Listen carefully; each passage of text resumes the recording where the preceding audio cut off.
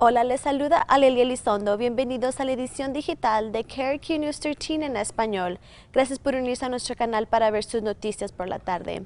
Empezamos con las últimas noticias esta tarde. La policía tiene un sospechoso en custodia en relación con los homicidios de los hombres musulmanes en las últimas semanas. En una conferencia de prensa esta tarde, funcionarios federales, estatales y locales, la policía anunció que arrestó a Mohamed Said, de 51 años, anoche. Dicen que recibieron cientos de pistas del público. Said ahora está acusado de al menos dos de los 4 homicidios de los hombres musulmanes. 5 days ago, we came to the public and asked you guys for help. Just 5 days ago. And in 5 days, we've identified 51-year-old Mohamed Said as the person who perpetrated at least the 2 crimes on Rhode Island and Cornell Southeast. We're continuing to investigate his involvement in the other crimes closely with the District Attorney's Office and the Federal Prosecutor's Office. Said es acusado del asesinato de Aftar Hussain en julio y el asesinato en agosto de Mohamed Afzal Hussain. La policía dice que iban a registrar la casa de Said el lunes cuando pasó por la casa en el carro que la policía estaba buscando. Siguió conduciendo y la policía lo siguió. Fue detenido cerca de Santa Rosa y la policía buscó adentro de su casa. Encontraron unas armas de fuego que creen fueron utilizadas en aquellos 2 asesinatos. La policía dice que el sospechoso conocía a ambas víctimas y podría haber tenido algún tipo de conflicto con ellas. Todavía, el FBI dice que todavía están tomando pistas y la investigación ha terminado. We've had a total of about 230 tips. Most of them have come through Crime Stoppers, and some have come through 1-800-CALL-FBI. And we're going to continue to take all those tips for this one reason, because there might still be evidence out there. Someone might still have seen something that'll make sure that we're not missing anything as far as this investigation goes. En julio, Aftar Hussain murió debido a un disparo cerca de su casa en Rhode Island.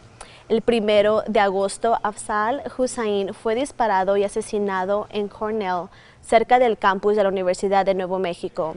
Los antecedentes penales de Said incluyen cargos de agresión y agresión agravada desde el 2017.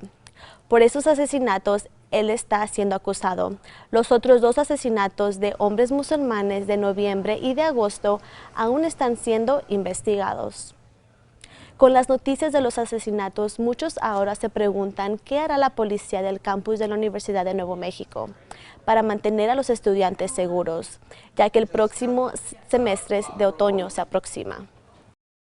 Islamic Center has been getting a lot of recent complaints from international students, especially the one from Pakistan, because on those recent 3 murders, they all were those 3 victims were from Pakistan.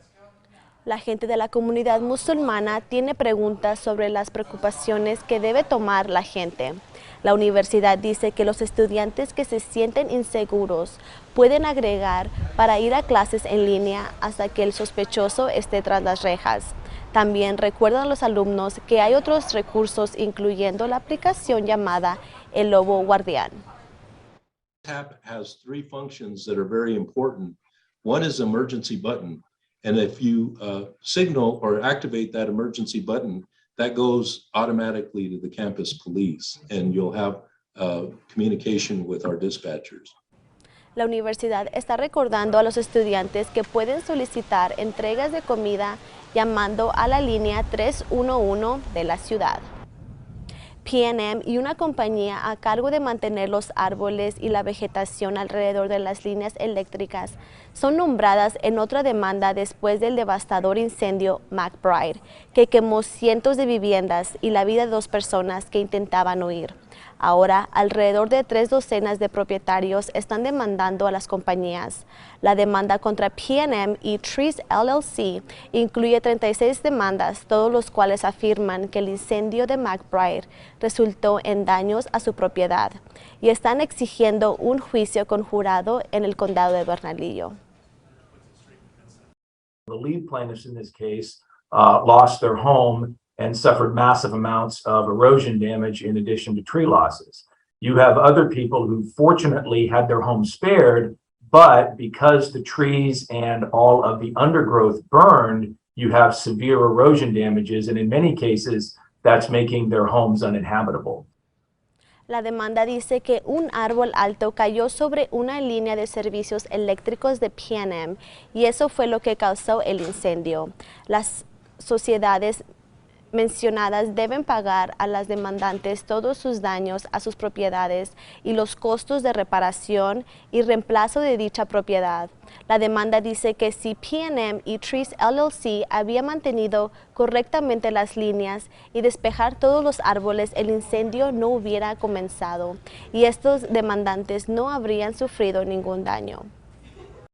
But the hope is that we can get a trial date within 12 to 18 months, because once you get that, then it puts pressure on both sides to really take a long, hard look at the damages, assess the risk, and then begin to resolve the cases.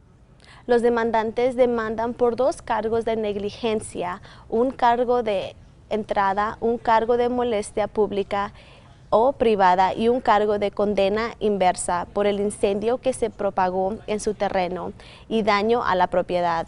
El abogado en este caso dice que puede haber 4 a 500 demandantes. Una vez que todo esto dicho y hecho, dice que probablemente tardará alrededor de 2 años para que la mayoría de las personas sean compensadas. Algunos cambios están en camino para Meow Wolf en Santa Fe. Están instalando 3 nuevas exposiciones. La primera se titula Claves y Portales Secretos. Cuenta con un reparto de personajes en un futuro distópico, 500 años después de la prueba del pueblo.